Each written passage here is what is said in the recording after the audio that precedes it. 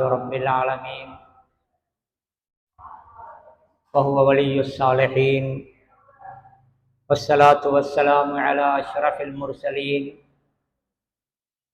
سيدنا وحبيبنا محمد بن عبد الله وعلى آله وصحبه ومن تبعه بإحسان إلى يوم الدين. அன்பிற்குரியவர்களே, அஸ்ஸலாமு அலைக்கும் வரஹ்மத்துல்லாஹி வபரகாத்துஹு.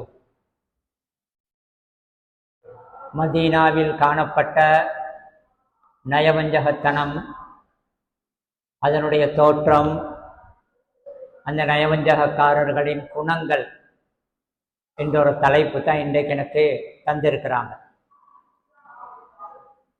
சகோதரர்களே, இந்த பொதுவாக நயவஞ்சகம் என்பது எவ்வளவு மோசமானது, கடும் ஆபத்தானது, அந்த நயவஞ்சக குணத்தின் அடையாளங்கள் என்பது பலது இருக்குது என்பது ஒரு பகுதி.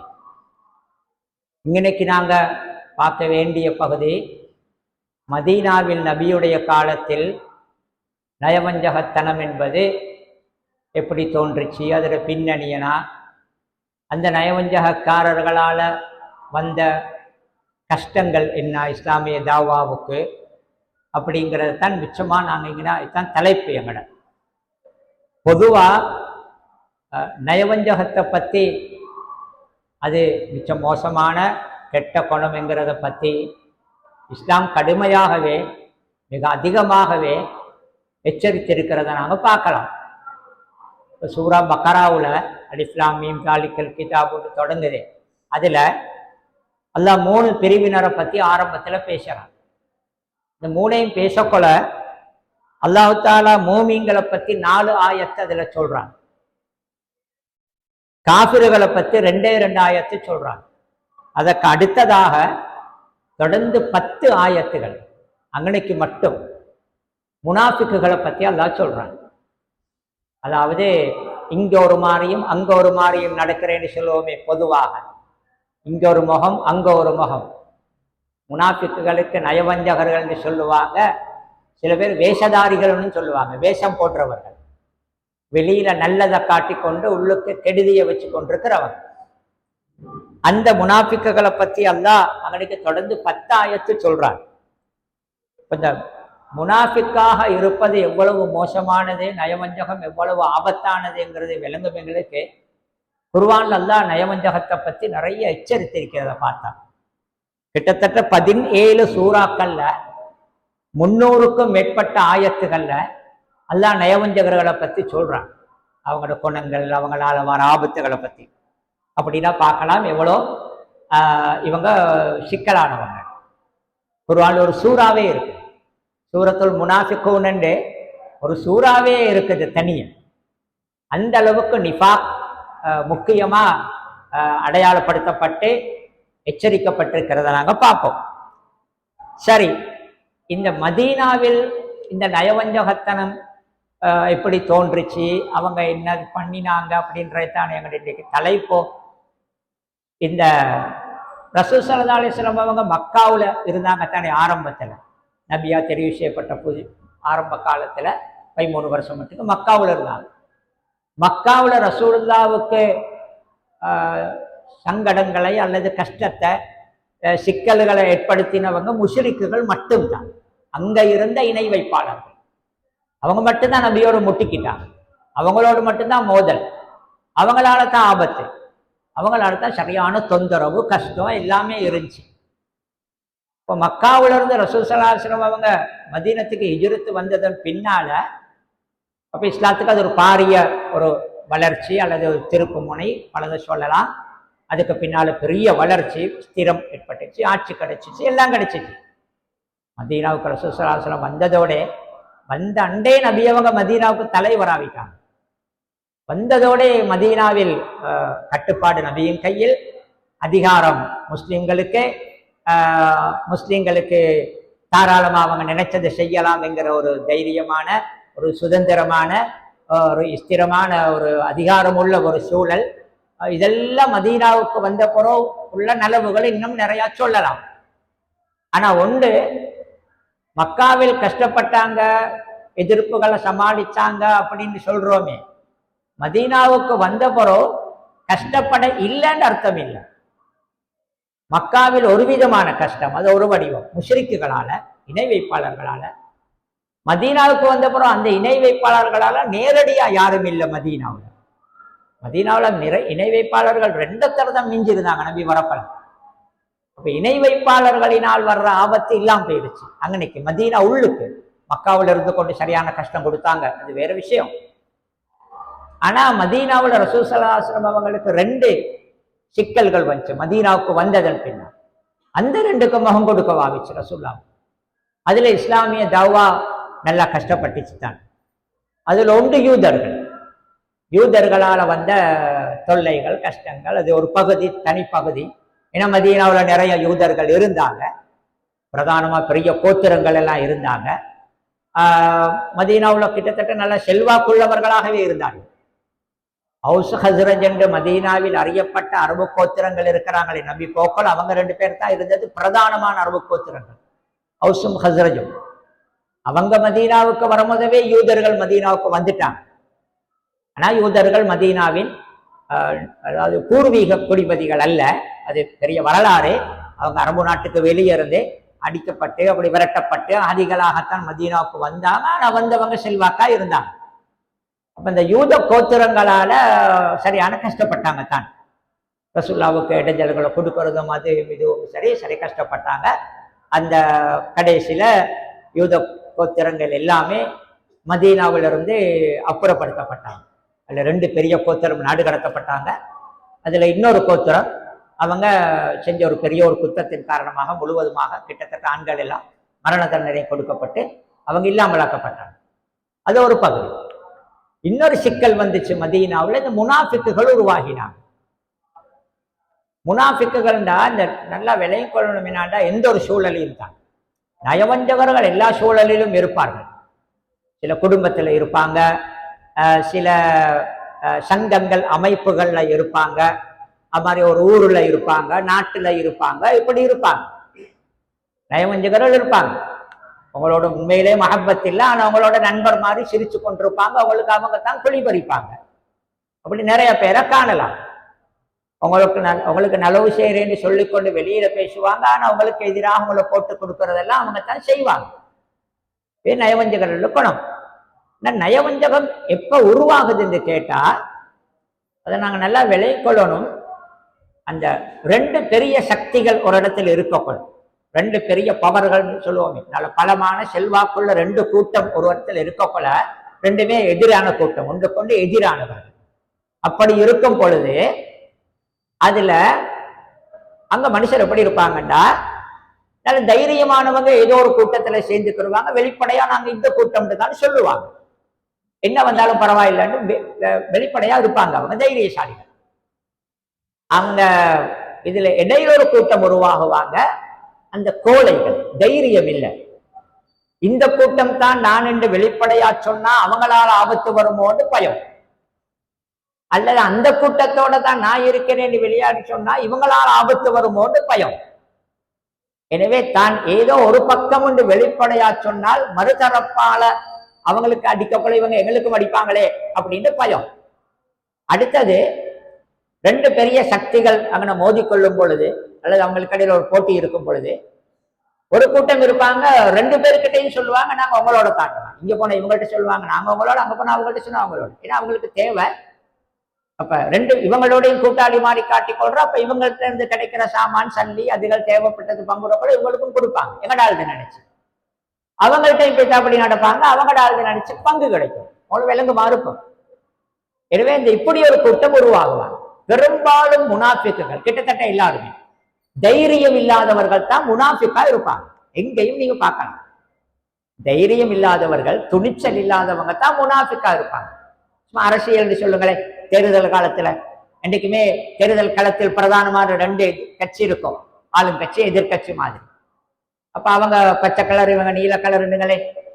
அப்ப ஒரு பாட்டி இருப்பாங்க, பயப்படாம பச்சை தொப்பி தான் தப்பிச்சு வச்சிருப்பாங்க, அந்த அரசியல் கூட்டத்துக்கு தான் போவாங்க, வெளிப்படையா சொல்லுவாங்க நாங்க இந்த கட்சி தாங்க. மற்றவங்க என்ன சொன்னாலும் அதை பத்தி அலட்ட மாட்டாங்க, அவங்களுக்கு பயம் இல்லை.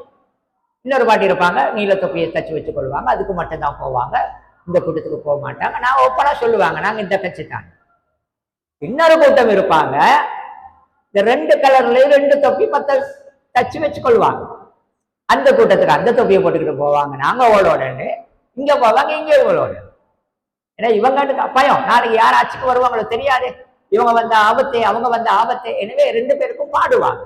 இந்த மதீனாவுல இதுதான் நடந்துச்சு. என்ன நடந்துச்சு என்றால், மதீனாவுல ரசூல்லா வந்து இறங்கினதோட வந்து சேர்ந்ததோட இஸ்லாத்துக்கு தான் ஆதிக்கம். ஆனா செல்வாக்கு மிக்க பலமான ஒரு கூட்டமாக யூதர்கள் இருந்தாங்க. நல்ல பலமா இருந்தாங்க, பொருளாதாரத்திலும் தான் மற்ற விஷயத்திலும் தான் பலமா இருந்தாங்க. இப்ப யூதத்தோட இஸ்லாத்துக்கும் இடையில முரண்பாடு தானே. ரசூலுல்லாஹ் எவ்வளவு இன்னைக்கு இப்போ பார்த்தாங்க, அது சரி வரல. காலாகாலமா யூதர் நோக்கணும் இதுதான். அப்ப அந்த இடத்துல 2 பெரிய சக்திகள்.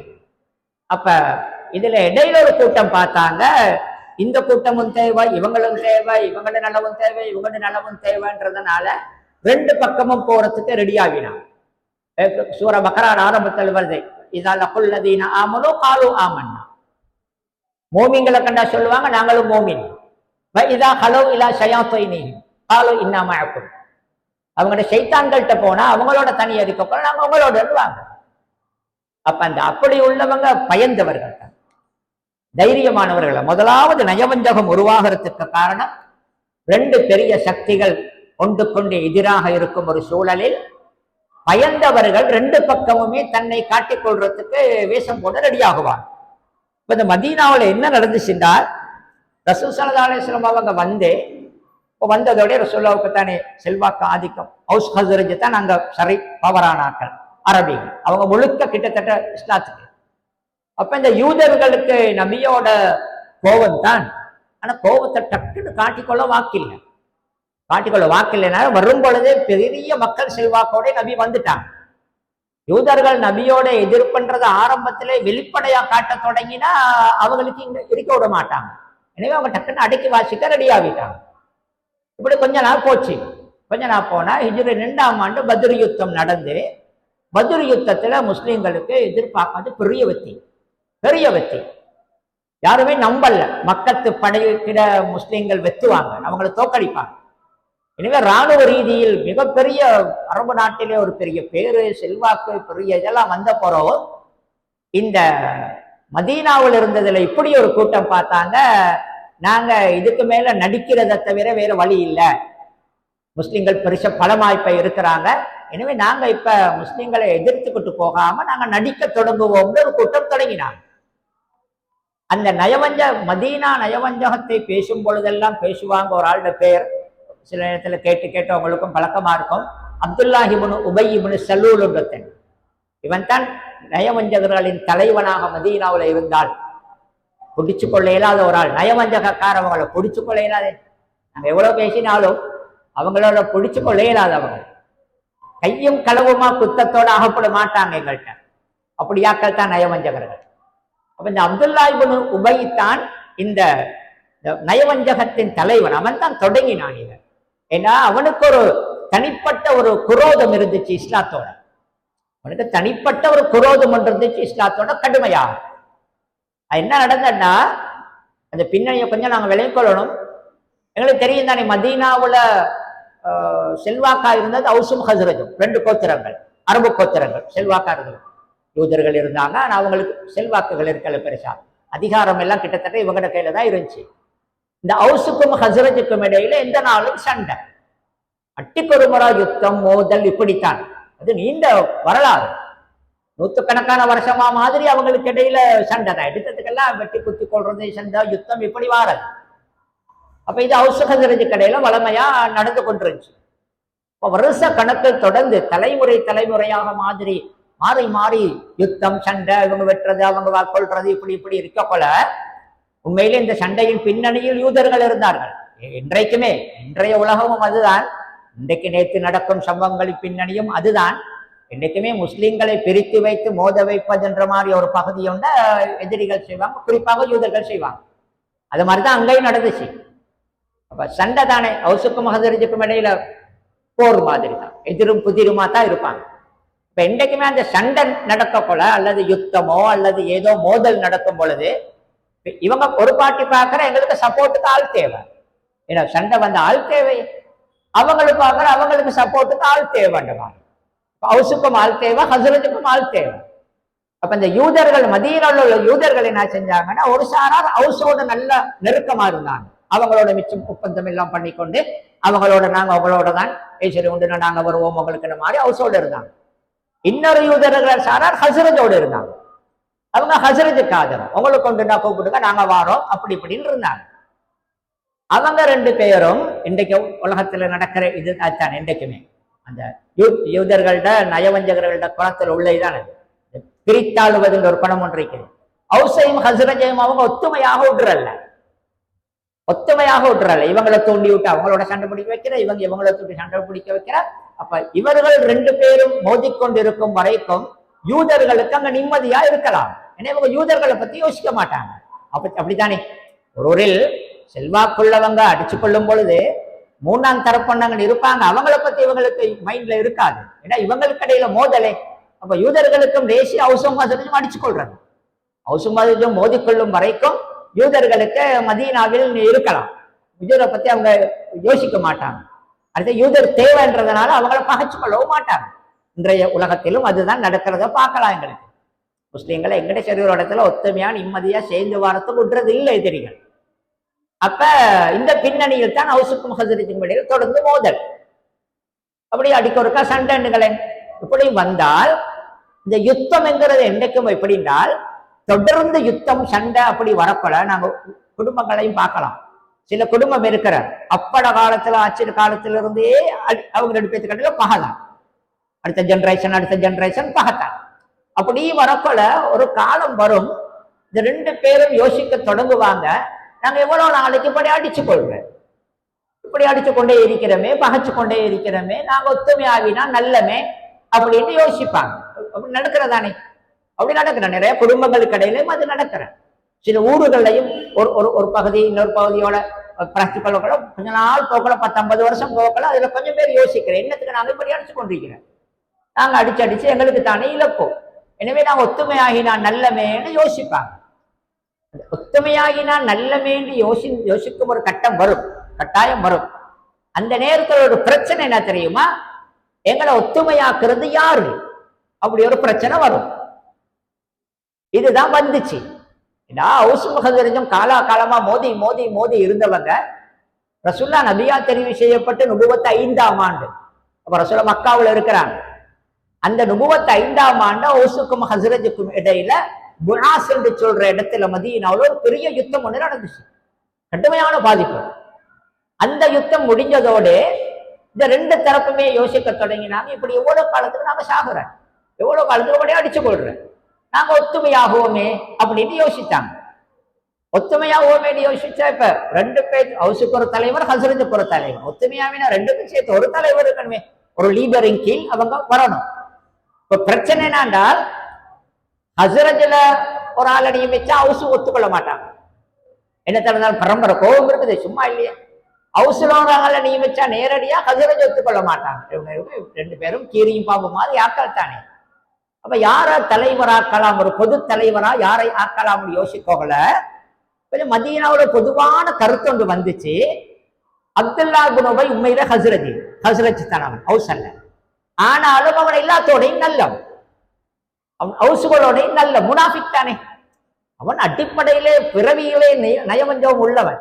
எனவே அவனுக்கு ஹவுஸுகளோடையும் மிச்சம் நல்ல மாதிரிதான் அடிச்சு கொள்றான். அப்ப ஹவுஸுகள் பார்த்தாங்க, அப்துல்லா இப்னு உபை இருக்கிறாரு, எல்லாரோடையும் அவர் நல்லம், எனவே நாங்க அவரை தலைவரா நியமிப்போம் அப்படின்னு. இந்த கதையோடு மதீனாவோட இப்படி வைத்துக் கொண்டிருக்கு, இப்படி செய்தியோடு இப்படி போகுது. அப்துல்லா இப்னு உபைக்கும் சரியான சந்தோஷம், சும்மா இல்ல, மதீனாவுக்கு தலைவர் அவர் என்றது விளையாட்டு இல்லை, ஒரு நாட்டின் ஜனாதிபதி மாதிரி தான், பெரிய ஒரு மிச்சம் பலமான ஒரு பெரிய கூட்டம். எனவே ரெண்டு கோத்திரத்துக்குமே தலைவராக வரப்போறேன்றது ஒரு பெரிய ஒரு பதவி ஒன்று. அப்துல்லா இப்னு உபையும் ஆசையோட பார்த்து கொண்டிருக்கிறேன், நடிக்கிறவன் தானே, எல்லாத்துக்கும் பற்ற போச்சு, அவங்கள தடை இவங்களை தடை, எல்லாத்துக்கும் நல்ல மனுஷன் மாதிரி ரெண்டு பேர் கிட்டே இவருக்கு பதவி வரப்போகுதுன்னு பார்த்து கொண்டிருக்கிறவன். இந்த பேச்சோடு இப்படி பெய்த்து கொண்டு இருக்க கொள்ளத்தான் அப்படி போயிட்டு நுபுவத்து 10ஆம் ஆண்டு நான் நினைக்கிறேன், அல்லது 11ஆம் ஆண்டு. அந்த அந்த வரலாறு பெருசு. இந்த ஹஜ்ஜு காலத்துல இந்த ஹவுஸ் இருக்கிறாங்களே, மதீனாவில் இருந்தவங்க, அவங்க ஹஜ்ஜுக்கு வராங்க. அந்த காலத்துல ஹஜ்ஜு நடந்துச்சு. அந்த காலத்துல ஹஜ்ஜு நடந்துச்சு. சிறுக்குடைய காலத்துல அந்த சிறுக்குடைய அமைப்புல தான் நடந்துச்சு பொதுவாக. அப்ப அவங்க ஹஜ்ஜுக்கு வார, அரஃபாவுல நிக்கிற, முஸ்தலிஃபாவுல தங்குற, மீனாவுக்கு வார, எல்லாம் செய்யற, பழைய மாதிரி செய்யற. இப்ராஹிம் அலைஹிஸ்ஸலாம் காட்டி கொடுத்த ஹஜ்ஜு தான். சிலை வணக்கத்தை அடிப்படையாக வைத்து அதை மாத்தி இருந்தாங்க. போறோம் எப்படியோ ஹஜ்ஜுக்கு வார அவங்க அந்த ஹஜ்ஜு சீசன்ல 10 நான் நினைக்கிறேன். அந்த ஆண்டு அசுரஜ் கோத்திரத்தை சேர்ந்த கொஞ்சம் பேர் ஹஜ்ஜுக்கு வந்திருந்தாங்க. சும்மா அவங்க ஹஜ்ஜுக்கு வந்திருந்தாங்க. அப்ப அவங்க மினாவுல ஒரு இடத்துல, அகபா கிட்ட ஒரு இடத்துல அவங்க இப்படி இருந்து பேசிக்கொண்டிருக்க போல ரசூல்லா என்ன செய்யறேன் என்றால், மக்கத்துல சும்மா இருக்கிறாங்க. ஹஜ்ஜு சீசனுக்கு ஆக்கள் வாரேன், அரபு நாடு முழுக்க இருந்து வாரேன். அப்ப அந்த அந்த சந்தர்ப்பத்தை பயன்படுத்த அந்த சீசன்ல ரசூல்லா எல்லாரையும் பேச்சு சந்திச்சு தவா கொடுக்குறோம்.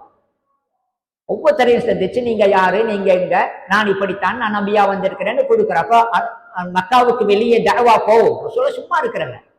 அப்ப அப்படியே மினாவுல ரசூல்லா அப்படியே போக்கல ஒரு 6 பேர் உட்காந்து பேசிக்கிட்டு இருக்கிறாங்க.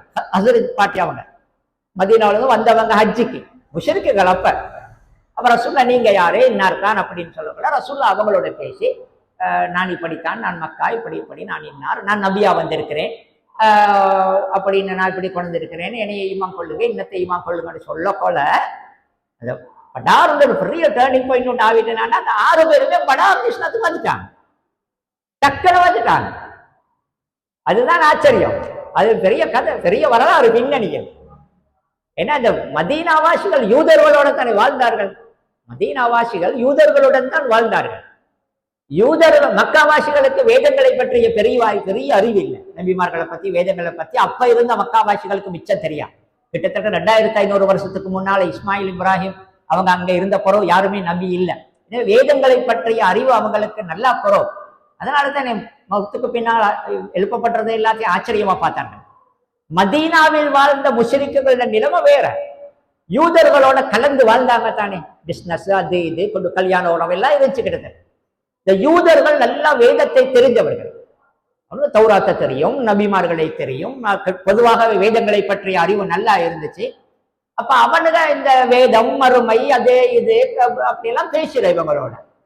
அப்படி பேசப்போல இந்த யூதர்கள் ஏற்கனவே இந்த மதீனாவாசிகள்கிட்ட பேசப்போல சொல்லி வச்சிருந்தானுங்க, அந்த இறுதி நபியோண்டு வர இருக்கிறாரு, இறுதி நபியோண்டு வர்றதுக்கு இருக்கிறாரு, எங்களோட வேதத்துல தெளிவா சொல்ல இருக்குது, அவர் இப்படித்தான் ரசூலுல்லாஹ்வோட அடையாளங்கள் தௌராத்துல அப்படி தெளிவா இருக்குது. யாரிஃபூனஹு கமா யாரிஃபூன அப்னாஹு, அவரோட புள்ள குட்டியை தெரியும் மாதிரி நபியை தெரியும் அவங்களுக்கு.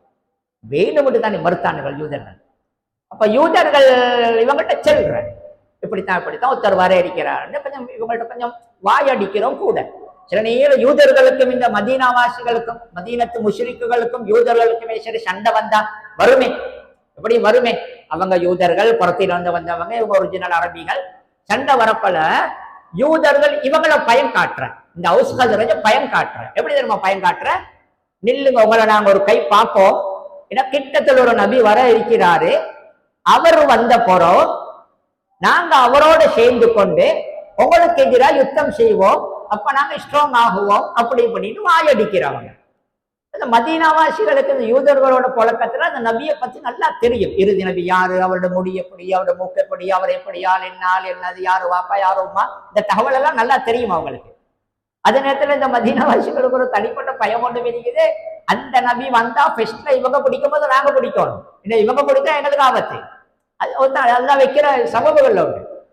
டக்குனு இஸ்லாத்துக்கு வந்துட்டாங்க இந்த 6 பேர். இவங்களுக்கு ரசூலை பேசப்பட பிடிச்சிட்டாங்க. ஆஹா, யூதர்கள் சொன்னது இவர் தான். உடனே அவங்க பிடிக்கும் போது நாங்க இவரை பிடிப்போம்ன்ற மாதிரி அமைப்புல டக்குனு இஸ்லாத்துக்கு வந்துட்டாங்க. வந்தவங்க போனாங்க, அங்க இஸ்லாம் பரவிச்சு, மறுவா சந்திச்சாங்க. அப்படியே இஸ்லாம் பரவிச்சு. அதனால தான் ஆயிஷா நாயி சொல்ற, புஆஸ் யுத்தம் என்பது ஹவுஸுக்கும் ஹஸரஜுக்கும் இடையில நடந்த யுத்தம் அல்லாஹ் ரசூலுல்லாஹ்வுக்கு கொடுத்த ஒரு ஹதியா. அப்படிதான் சொன்னாங்க. அல்லாஹ் ரசூலுல்லாஹ்வுக்கு கொடுத்த ஒரு கிஃப்ட் மாதிரி. புஆஸ் யுத்தம் தான் ஹவுஸ் ஹஸரஜை யோசிக்க வச்சுச்சு ஒத்துமைக்கு. நாங்க எவ்வளவு நாளைக்கு அடிச்சு கொள்றோம். அந்த ஒத்துமைக்கு யோசிச்சவங்க தான் டக்குன்னு மக்காவுல ரசூலுல்லாஹ்வை கண்டதோட பார்த்தாங்க, ரைட் இவர் ஆள், நபி இவரை நம்புவோம், நாளைக்கு நாங்க எல்லாருமே இவரை நம்பினா இவரை எங்களோட ஊருக்கு எடுத்தால் அவுசு ஹஸ்ரஜ் எல்லாருமே இவரின் கீழ் ஒன்று கூடலாம், இவரின் கீழ் உண்டாகிடலாம். அப்ப அந்த யோசனை ஐஷானை சொன்னாங்க. வாஸ் நடந்தது பெரிய ஒரு வாட்சா போச்சு எங்களுக்கு. சில சில நெகட்டிவ்ஸ்ல சில பாசிட்டிவ் வர மாதிரி தான் செய்தி அது. அப்ப இந்த பின்னணியில தான் இந்த அவுசும் ஹசரியும் இஸ்லாத்துக்கு வந்தது. அப்ப யூதர்கள் இதை தெரிஞ்சு வச்சிருந்தாங்க, இதை பத்தி தெரியும் அவங்களுக்கு. அப்ப இந்த ரசூல்லா இங்க வந்து பத்ர் யுத்தத்துல எல்லாம் வெற்றின போறோம். இந்த முனாஃபிக்குகள் என்ன நடந்ததா இல்ல அடுத்த பிரச்சனை, தற்செயலா இவங்க நபியை சந்திக்க, உடனே நபியை ஈமான் கொள்ள, அடுத்த வருஷம் சந்திக்க, அடுத்த வருஷம் சந்திக்க, அகபா பெரிய உடன்படிக்கை நடக்க, நபி அப்படியே மதீனாவுக்கு மடாரண வர வந்ததோடு நபி தலைவர். இவ்வளவு நாளா எனக்குத்தான் கிரீடம் கிடைக்க போகுதுன்னு பார்த்து கொண்டிருந்த அப்துல்லா உபைக்கு கிடைக்கல. அப்துல்லா உபை இவ்வளவு நாள் பார்த்து கொண்டிருந்தானே, நான் தான் தலைவராக போறேன், என்னையத்தான் நியமிக்க போறாங்க, கிடைக்கல. அவன் பார்த்தான், எனக்கு இந்த பதவி கிடைக்காம இருந்ததுக்கு காரணம் இந்த முஹம்மத் தான். இவர் வந்ததுனால தான் இணைய தலைவராக்கல. ஆட்டோமேட்டிக்கா நபியின் கீழே எல்லாரும் உண்டுபட்டுட்டாங்க. அப்ப அண்டையோட ஒரு வைராக்கியம் ஒன்று வச்சான், இவரை நிம்மதியா இருக்க விட்டுறது இல்ல, ஏண்ட வர இருந்த பதவியை பறிச்சவரு அப்படின்னு அடுத்து தைரியமா பேசுறதுக்கு தைரியமும் இல்லை. எனவே நயவஞ்சகத்தனத்தை தொடங்கினான். அவனுக்கு பின்னால பல பேர் இருந்தாங்க. இந்த படிப்படியா நயவஞ்சகம் வளர்ந்துச்சு. இந்த நயவஞ்சகம்ங்கிறது என்னன்றால், உங்களுக்கு தெரியுமா, அந்த நயவஞ்சகத்துல 2 இருக்கு. இந்த குர்ஆன்ல வருமே, இன்னல் முனாஃபிகீன ஃபி தர்கில் அஸ்ஃபலியா, நயவஞ்சகர்கள் நரகத்தின் ஆக கீழ்த்தட்டில் இருப்பார்கள் எல்லாம். அந்த நயவஞ்சகர்கள் இந்த சும்மா பொய் சொல்ற நயவஞ்சகர்கள், வாக்கு மாறுற நயவஞ்சகர்கள் அல்ல. அது நயவஞ்சகத்துல 2 இருக்குது. ஒன்று நிஃபாக் இஅ்திகாதி, அந்த நம்பிக்கை விஷயத்தில் நயவஞ்சகம், அதாவது உள்ளுக்கு குஃப்ர வச்சுக்கொண்டு முஸ்லிம் மாறி நடிக்கிறது. அதுதான் ஆக பாரதூரமான, அதாவது குஃப்ரு, அது குஃப்ரு, அவன் காஃபிர், அவன் முஸ்லிம் அல்ல. இன்னொன்றது இஅ்திகாத் அமலி என்று சொல்றது, அதாவது சில நயவஞ்சகத்தனமான செயல்பாடுகள் சொல்லுவோமே, அது நிறைய இருக்குது. இவங்க அந்த பாட்டு உள்ளுக்கு குஃப்ரு, வெளியே முஸ்லிம் மாதிரி நடிக்கிற. அப்ப இப்படி உருவாகினாங்க. இவங்களால நிறைய தொந்தரவு ஒன்று, இவங்களால பாதிப்புகள் அல்லது இவங்களால சிக்கல்கள் பலது இருக்குது. அது ஒன்று என்னன்னா, இஸ்லாத்துக்கு அங்க முஸ்லிம்களுக்கு எதிரானவங்களுக்கு இவங்க உதவுறாங்க, முஸ்லிம்களுடைய எதிரிகளுக்கு இவங்க உதவுறது, தகவல்களை கொடுக்கறது, அவங்களுக்கு சப்போர்ட்டை கொடுக்கறது, இப்படி நடக்கிறது. அல்லது முஸ்லிம்களுக்கு இடையிலேயே இந்த அப்பாவிகள் இருக்கிறாங்க. எல்லா கொள்கையிலையும் உறுதியான ஒரு பாட்டி இருப்பாங்க, இன்னொரு சிலர் கொஞ்சம் ஒரு உறுதி இல்லை, புதுசி அல்லது அப்பாவிகள் மாதிரி இருப்பாங்க. அவங்கள சும்மா அதையும் இதையும் சொல்லி சொல்லி சொல்லி சொல்லி அவங்கள கொல்லப்படுறது. இஸ்லாத்துடைய எதிரிகளுக்கு, வெளியில் உள்ள எதிரிகளுக்கு கூட உதவுறது. அல்லது சில நேரத்தில் என்ன செஞ்சாங்கன்னா, அந்த இஸ்லாத்துக்கு முக்கியமாக உதவி தேவைப்படும் பொழுது அந்த உதவி செய்யாம பின்னுக்காவினது. இன்னும் சில நேரங்கள்ல இஸ்லாத்துக்கு அந்த சில பேருடைய மானத்திலும் கை வைத்தாங்க. முனாஃபிக்குகளை படித்தாங்க, அவங்க உட்டை பார்க்க மாட்டாங்க. ஆயிஷா நாய்க்கு எதிராக இட்டு கட்டினது சுத்தமா முனாஃபிக்குகள் தான் அந்த இட்ட கட்டினது. அப்படி இவங்களோட பல வேலைகள் ரசூல்லா அப்படியே வளர்ந்து வளர்ந்து வளர்ந்து ஒரு கட்டத்துல நபியை கொல்லவே பார்த்தாங்க, ரசூலுல்லாவை கொல்லவே முயற்சி பண்ணினாங்க. அது அந்த கட்டம் ஆவக்குள்ள அவங்க நல்லா கொஞ்சம் தைரியமாகிட்டாங்க. அப்ப அதுக்கு அதே கட்டத்துல தான் அவங்க ஒரு பள்ளியையும் கட்டினாங்க. பள்ளியோட கட்ட தொடங்கினாங்க, அவங்களுக்கு ஒரு ஆபீஸ் கட்டுற மாதிரியே வளர்ந்தாங்க. ஆனா காலப்போக்கில் அவங்க அழிஞ்சாங்க. இதுல இந்த முனாஃபிக்குகளால நடந்த அந்த இருக்குதே, நாங்க பார்க்கணும் அது அவங்களோட குணங்கள் அல்லது அவங்களால பாதிப்புகள். அப்படி பார்த்தா இந்த அவங்களோட அந்த அந்த துரோகங்கள்னு பார்க்கக்கொள்ள உஹது யுத்தத்தில் உங்களுக்கு பார்க்கலாம். நான் 2 சம்பவங்களை மட்டும் சொல்றேன். உஹது யுத்தம் ஹிஜ்ரி 3ஆம் ஆண்டு நடந்த யுத்தம். இப்போ பத்ர் யுத்தம் முடிஞ்சு சரியா அடுத்த வருஷம் நடக்குது. பத்ர் யுத்தத்துக்கு பழிவாங்க மக்கத்து முஷ்ரிக்குகள் 3000 பேர் கொண்ட ஒரு படையோட ஃபுல்லாவே ஒரு வருஷமா ரெடியாகி வராங்க. அவங்க வரக்குள்ள ரசூல்லா செய்தி கிடைக்குது. டக்குன்னு ரசூல்லா மதீனாவில் ஆலோசனை கூட்டம் மட்டும் போடுறாங்க, நாங்க என்ன பண்ணலாம், எதிரி போல ஊருக்கே வராங்க, இப்ப தேடியே வராங்க, நாங்க சும்மா இருக்கையில என்ன செய்யறோம், நாங்கள் ஒரு முடிவுக்கு வரணும். இப்ப அப்புறம் ரசூல்லா பார்த்தாங்க 2ல் 1 தான் இப்ப நாங்க செய்யணும். ஒன்றில் அவங்க வருவாங்க ஒரு திறந்த மைதானத்தில், அவங்கள நாங்க வர வச்சுட்டு நாங்க அங்க போயிட்டு அவங்களோட நேருக்கு நேர் யுத்தம் செய்வோம், திறந்த வெளியில் யுத்தம் செய்வது. அல்லது நாங்க பேசாம இருக்கிறோம், அவங்க உள்ளுக்கு வரக்காட்டி மதீனா உள்ளுக்கு நாங்க பேசாம இருக்கிறோம். எங்கட வீட்டுல அங்க இங்க முடுக்கல அங்க இங்க எல்லாம் நாங்க ஆக்களை வச்சு ஆயுதம் அது இது என்னத்த சரி கல்லோ இந்த சரி வச்சு கொண்டிருக்கிற. அவங்க ஊருளுக்கு வந்ததன் பின்னால் அவங்கள ஊருளுக்கு வர விட்டுட்டு அவங்க உள்ளுக்கு வந்த பிறகு நாங்க சுத்தி வளைச்சு தட்ட பட்டன் கட்டுமையா தாக்குறது. இல்ல ரெண்டு ஒன்றுதான் செய்யலாம். இதுதான் ஆலோசனை நடக்குது. ரசூல்லா சொல்றாங்க, இந்த எனக்கு நினைக்குது, ரசூல்லா சொல்றாங்க எனக்கு நினைக்குது எந்த கருத்து இந்த ரெண்டுல என்னன்றால், நாங்க மதீனா உள்ளுக்கே இருப்போம், உள்ளுக்கே இருந்து அவங்கள உள்ளுக்கு வரவிட்டு நாங்க திடீர் தாக்குதல் ஒன்றை பண்ணுவோம். இப்போ மூளை முடுக்குல வீட்டுகளோட கூரைகள்லாம் அங்க இங்க இருந்து எல்லாம் எல்லாருமே தாக்கப்பட அவங்களுக்கு தடமாத்தமாகும். ஏன்னா ஒரு ஒரு ஊர் உள்ளுக்கு போய் யுத்தம் செய்வதெல்லாம் லேசி இல்லை. இன்னைக்கு கூட இப்ப அமெரிக்கா இஸ்ரேல் எல்லாம் இந்த ஏர்ஃபோர்ஸ் அடிக்கிறேன்றதே அதுகள் அடிக்கிறது பொதுவாக நடக்கிறதான், அணுகுண்டை போடலாம். ஆனா ஒரு ஊருளுக்கு இறங்கி போய் யுத்தம் செய்வது என்பது விளையாட்டு இல்லை. அப்படி போன நிறைய படைகள் தோத்துத்தான் இருக்கிறான் பல கட்டங்கள். இதே அமெரிக்கா கூட வியட்நாம்ல தோத்தத்தான் அங்க போறோம். அப்ப ஒரு ஊருளுக்கு போய் சண்டை பிடிக்கிறது விளையாட்டு, யுத்தம் என்றைக்குமே கஷ்டமானது. ஏன்னா அது ஊரை பத்தி ஊருக்குள்ளுக்கு வந்து தெரியும், எங்களுக்கு தெரியாது, வெளியில் உள்ளவங்களுக்கு தெரியாது. அடுத்த எந்த பக்கத்தால கல்லு வரும் எந்த பக்கத்தால பொல்லு வரும்னு விளங்காது. இது பெரிய செய்தி. நபி அந்த ரீதியில ரசூல்லா சொன்னாங்க நாங்க உள்ளுக்கு இருப்போம் அப்படின்னு. சஹாபாக்கள்ல கொஞ்சம் பேர் சொன்னாங்க இல்ல இல்ல நாங்க வரக்காட்டி மிரிக்க தேவையில்ல, நாங்க போவோம், நாங்க ஏன்னு நாங்க அவங்க பார்த்தாங்க பயந்த மாதிரி. அதுல குறிப்பா யங் நாட்கள் கொஞ்சம் பேர் இருந்தாங்க, பதிலுக்கெல்லாம் போக கிடைக்காதவங்க ஜோசா இருந்தாங்க. அவங்க சொன்னாங்க இல்ல நாங்க அங்க போவோம். அப்ப ரசூல்லா சொன்னாங்க இங்க இருந்தா நல்ல எனக்கு நினைக்குது, ஆலோசனை தானே, கருத்து சொல்லலாம், இவங்க நபிக்கு முரண்படலை. நான் என்ன சொல்ல வரேன்டா, ஆச்சரியம் இல்லாத இந்த அப்துல்லா உபயம் எழுதி சொன்னான் எனக்கும் நினைக்குது உள்ளுக்கு இருந்தான் நல்லவன் தான், அவனும் அப்படித்தான் சொன்னான், ரசூல்லாவும் அதை சொன்னாங்க. அப்ப அவனும் அதைத்தான் சொன்னான். அவன் சொன்னது என்னத்துக்கு தெரியுமா, அவன் சொன்னது வேறொன்று, ரசூல்லா சொன்ன நோக்கம் வேற, யுத்தத்தை வெத்துவதற்கு. அவன் பார்த்தான் வெளியே ஓப்பன் மைதானத்துக்கு போனா சண்டை பிடிச்சே ஆகணுமே, இது உள்ளுக்கு இருப்பவங்க அடிப்போம் சொல்லக்கொள்ள. இப்ப இங்க இருந்து நாங்க உள்ளுக்கு இருந்து பில்டிங்ல இருந்து அடிப்போம் வந்த கொள்ள போயிட்டு நிச்சயம் பைலட் சரி பூந்து கொள்ளையிலும் பயந்தவன் தப்பேலும். அவன் பார்த்தா இதுல உள்ளுக்கு இருந்தா நாங்க யுத்தம் செய்யாட்டியும் விளங்காது. அப்ப கடைசியா அப்படி முடிவு வந்துக்கிண்டு அப்படியாகி அதாம் சூறா எல்லாம் வந்துக்கிண்டு கடைசியா போவது என்ற முடிவு. அப்துல்லா புனுபை பார்த்தான் இப்ப களத்துக்கு போனா சண்டை பிடிச்சே ஆகணுமே. அப்ப அப்துல்லா புனுபை பார்த்தான் ரசூல்லாவும் இந்த கருத்தை தாண்டி சொன்னாங்க. அப்ப 1000 பேர் கொண்ட படைய ரசூல்லா தயாரா செஞ்சு மதீனாவுல இருந்து ரெடியாகி போறாங்க. இப்போ உஹது மலை அவங்களுக்கு போனவங்களுக்கு தெரியும், மஸ்ஜித் நபவியில இருந்து கொஞ்சம் பார்க்கக்குள்ளே விளங்குற உஹது மலை, அங்கிருந்து பார்த்தாலே விளங்கும் மாதிரி கொஞ்சம் தூரம் தான். அப்புறம் ரசூல்லா இங்கிருந்து படையை எடுத்துக்கிட்டு போறாங்க. அந்த உஹது அடிவாரத்தில் 3000 பேர் கொண்ட பெரிய படையொன்று நிக்குது. அப்ப அவங்க பார்த்து கொண்டிருக்கிறாங்க, முஸ்லீம்கள் வாராங்க, ஒரு 1000 பேர் கொண்ட ஒரு பெரிய கூட்டம் மாதிரி வாராங்க. அப்துல்லா புனுபை என்ன செஞ்சாண்டால் புறப்பட்ட ஆக்களோட வெளியே வந்து எதிரிகள் பார்த்திருக்கும் பொழுது அவன் ஆதரவாளர்கள் ஒரு 300 பேரை எடுத்துக்கிட்டு போயிட்டான். இது எனக்கு தேவையில்ல, நாங்க உள்ளுக்கு இருந்தா தானே நல்லம், உள்ளுக்கு இருந்து யுத்தம் செய்வைத்தான் பொருத்தம், நாங்க எவ்வளவு சொன்னோம் யாரும் கேட்கல, நாங்க பேச்சு கொண்டு என்னத்துக்கு சும்மா எங்கட கழுத்தை கொடுக்கின்ற மாதிரி சொல்லிக்கிட்டு அதிருப்தின்னு சொல்லிக்கொண்டு விலகி போய்த்தான். துரோகம் தான் செஞ்சான். எதிரிகள் பார்த்திருக்க அப்படி செஞ்சான். மதீனாவில் இவனுக்கு சும்மா நிக்கிறேன்டா, புறப்பட்டு போயிட்டு எதிரிகள் பார்த்திருக்க 300 பேர் எடுத்துக்கிட்டு போனான். அங்க துரோகம் தான் செஞ்சான் உஹது யுத்தத்தில். ஆனா ரசூல்லா நிக்கல, ரசூல்லா மிஞ்சின 700 பேரோட போய் யுத்தத்தை செஞ்சாங்க.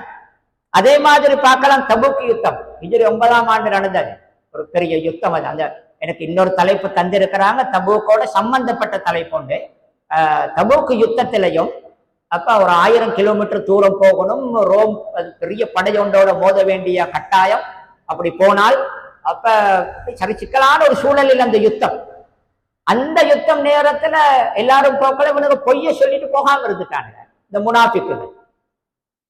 ரசூல்லா கிட்ட வந்து எனக்கு அங்க வலிக்குது இங்க வலிக்குது, எனக்கு சோம் இல்லை, எனக்கு அப்படி பிரச்சனை இப்படி பிரச்சனைன்னு சொல்லி ரசூல்லா கிட்ட எக்ஸ்கியூஸ் பண்ணி கொண்டு நின்றுட்டாங்க, பொய்க்கு தான் நின்றாங்க, துரோகம் தான் செஞ்சாங்க. தேவையான நேரத்தில் உதவி செய்யல. அல்லாஹ்வே சொல்றான் அஃபல்லாஹு அன்க, முஹம்மது ரசூலாவை பத்தி நீங்க செஞ்சிருக்கப்படாது, அவங்களை அனுமதிக்கு கொடுத்திருக்கப்படாது. லிமா அதின் தலகும் கல்லதீன சொந்தக்கோ தாளமல் காதுவி. அவ்வளோ இக்கட்டான நேரத்துல பொய் காரணங்களை சொல்லிக்கொண்டு உருந்துட்டாங்க, உதவிக்கு போகாம ரசூலாவும் பேசாம விட்டுட்டாங்க. அது முனாஃபிக்கு எந்த சந்தர்ப்பம் கிடைக்குதோ எல்லா சந்தர்ப்பத்திலையும் அந்த தாவாவுக்கு எதிர்ப்பு தான். தபூக்கு நிதி சேகரிச்சேன், தபூக்கு ஃபண்டு தேவை, பெரிய பயணம், ரசூல்லா பெரிய படையொண்டோட போனாங்க.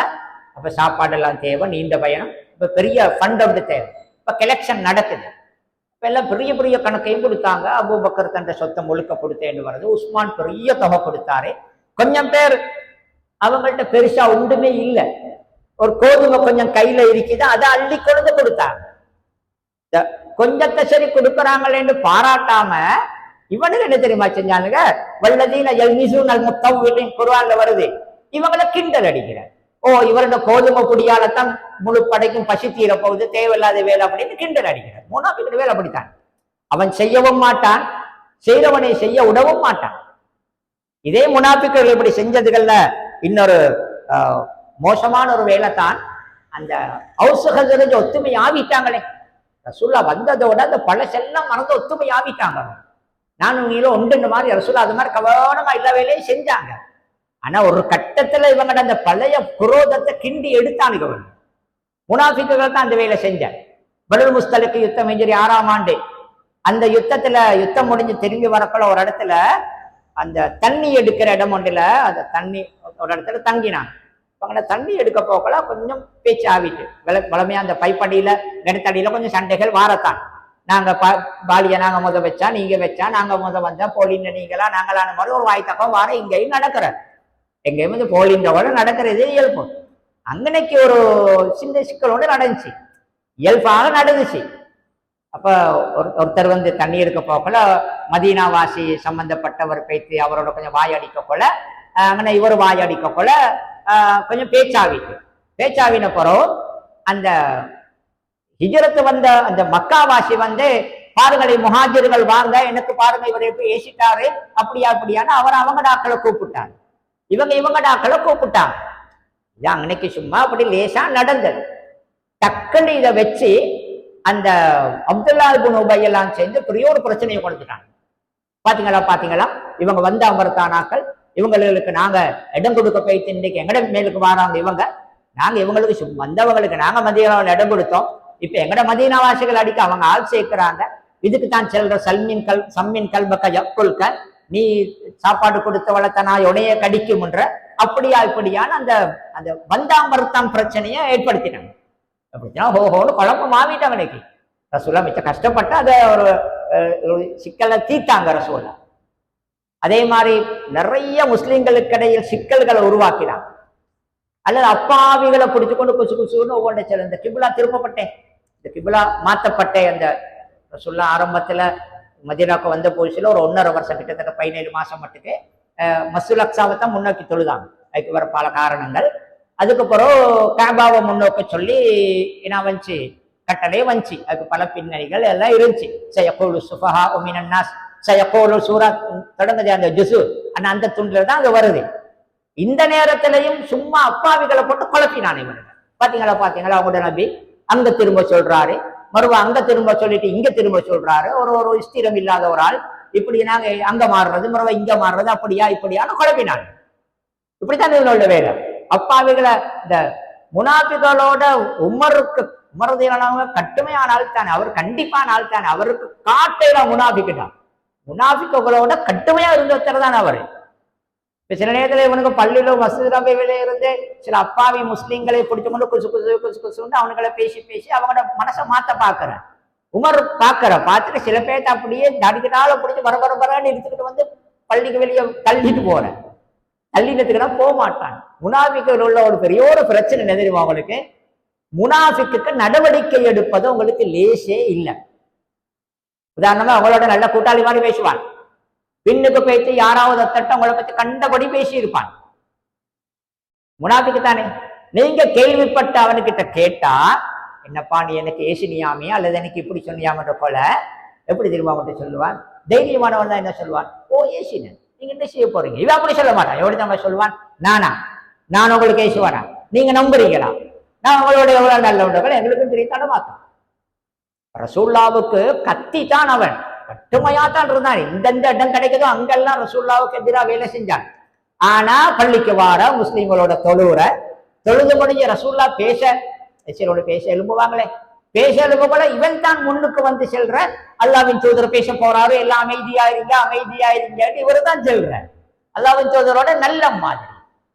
அப்ப அதனால தானே ஒரு கட்டத்துல முனாஃபிக்கு நடவடிக்கை எடுத்தா சரி சிக்கல், நீங்க தோத்துருவீங்க அன்னைக்கு. கிட்டத்தட்ட ஒரு கட்டத்துல உமர் கேட்டாரே ரசூல்லா கிட்ட, இந்த தண்ணி எடுத்த வந்து பிரச்சனை வந்துச்சு, அதுல முஹாஜிர் அன்சாரிகள் கடையில பெரிய குழப்பம் பண்ண கொன்ற பார்த்துட்டானே. அப்ப அதுக்கு பிறகு திரும்பி மதீனாவுக்கு வந்த பிறகு உமர் ரசூல்லா கிட்ட கேட்டாரே, யார் சொல்ல எனக்கு அனுமதி தாங்க, இவன் கழுத்தை விட்டேன், இவன் நயவஞ்சகக்காரன், இவனால குழப்பம். ரசூல்லா ஒரு அழகான செய்தி சொன்னாங்க. ஒன்று இருக்குது நிர்வாகம், ஒன்று இருக்குது சியாசத்து அரசியல், அடுத்த நிர்வாகம். பிரச்சனைகளை கையாளுவதுன்னு ஒன்று இருக்குது. சில நேரத்துல கையாள போயிட்டு அதை விட பெரிய பிரச்சனை வரையல. சில பேர் அவசரப்படுற, இல்ல அப்படித்தான் செய்யணும் இப்படித்தான் செய்யணும். உமருடைய அந்த கடுமையான அந்த அவருடைய அந்த நிஃபாக்கோட அவர் கடுமையா தான் இருந்தார். அப்ப ரசூல்லா அழகான செய்தி ஒன்று சொன்னாங்க உமர் கிட்ட. உமர் கேட்கிறாரு, அசல் உத்தரவு தானே, அவனை கழுத்த விட்டேன். அப்ப ரசூல்லா சொன்னாங்க, வானம் உமர் ஹத்தா யுஹத்திஸன் நாசு அன்ன முஹம்மதன் யக்துலு அஸ்ஹாபஹு. இவனுக்கு நான் மரண தண்டனை கொடுத்தால் நாளைக்கு மனுஷன் என்ன தெரியுமா பேசுவாங்க, முஹம்மது என்னப்பா வித்தியாசமான ஒரு ஆள், அவரோட மஹப்பத்தா இருக்கிற கூட்டாளிமாருக்கே கழுத்தை வெட்டி கொண்டுறாரு.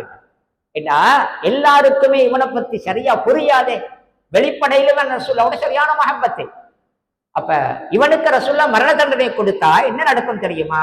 சாதாரண ஆட்கள் பார்ப்பாங்க, என்னடா இவரோட இவ்வளவு அன்பு காட்டி கொண்டிருந்த மனுஷனுக்கே மரண தண்டனை கொடுக்கிறாரு, அப்ப இவரோட நெருங்கி இருக்கிறது பயமே, இவர்கிட்ட இருந்தா நல்லா இருக்கிறவனுக்கும் சில நேரத்துல கழுத்த வெட்டிடுறாரு.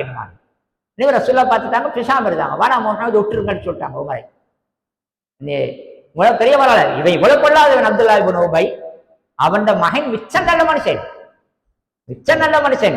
நாங்களும் பார்க்கல சில பேத்துல அந்த அல்லாஹ் உயிர் இல்லாததுல இருந்து உயிர் உள்ளவனை கொண்டு வருவதை போல் அல்லாஹ் தாலா சில மகா கெட்ட மனுஷனுக்கு சில நல்ல மகள் அல்லாஹ் பிள்ளைகளா கொடுக்கிறது.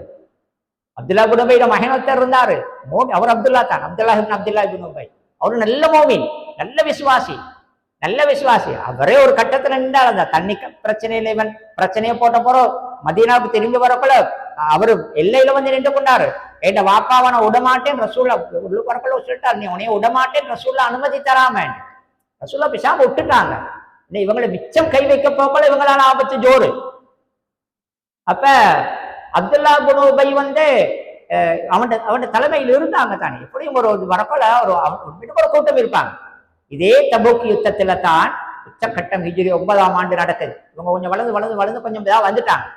அதே தபூக் யுத்தத்துல திரும்பி வரக்கோல ஒரு நாள் ராவ் நேரம் திரும்பி வரக்கோல ஒரு மலை இப்படி இருக்குமே, மலை இப்படி இருக்குமே, இந்த மலையில இப்படி வந்து ரோடு இப்படி வளையுமே, அந்த துண்டுல ரசூல்லா வாகனத்துல வந்து கொண்டிருக்கிறாங்க, உங்க ஒட்டகத்துல வந்து கொண்டிருக்கிறாங்க. இந்த முனாஃபிக்குகள் கொஞ்சம் பேர், ஒரு 12 பேர் மாதிரி ஒரு கூட்டம். அவங்க இந்த முகமெல்லாம் இப்படி மூடிக்கொண்டு, நீ பார்த்துருப்பீங்களா, இந்த இப்படி முகத்தை மூடி கண்ணை மட்டும் திறந்து கொண்டு பாலைவனத்தில் யுத்தம் செய்பவர்கள் மாதிரி, முகமெல்லாம் அடையாளம் தெரியாத மாதிரி மூடிக்கொண்டு ஒரு 10-12 பேர் அவனுக்கு செட் பண்ணி சரியா அந்த மலையில அந்த மேல் துண்டில் ரசூல்லா அந்த டேர்னாவுற துண்டுகிட்ட ரசூல்லா வரக்கொள்ள ரசூல்லா வார ஒட்டகத்தை எண்ணத்தை சரி செஞ்சு குழப்பினோன்னா இது தட்டப்பட்ட தண்டை மாதிரி அப்படியே பட்டத்தில் விழுதான் ரசூல்லாவை கொள்ளலாம். அந்த நோக்கத்துல அங்கே வந்தாங்க. ராவு நேரத்தில் ரசூல்லா அங்கே வர்றக்குள்ள ரசூல்லாவுக்கு விளங்கிட்டு இந்த 2 தடுமாறுறாங்க, பிரச்சனை எனக்கு என்ன சரி நடக்க போகுது. கிட்ட ஹுதைஃபா இருந்தார், ஹுதைஃபத்து முன்னாள் ஜமானி. ஹுதைஃபா கிட்ட சொன்னாங்க, ஹுதைஃபா இவங்களால எனக்கு ஆபத்து வருவது போல இவங்கள விரட்டு, தூரமாக்கு. ஹுதைஃபா தட்டப்பட்ட போயிட்டு அவங்கள அடிச்சு விரட்டிட்டாங்க. விரட்டின போறோம் அப்ப ரசூல்லாவே கொல்லும் முயற்சிக்கே போனாங்க. கொஞ்சம் கொஞ்சமா வேலை செஞ்சு கொல்றதுக்கே போனாங்க.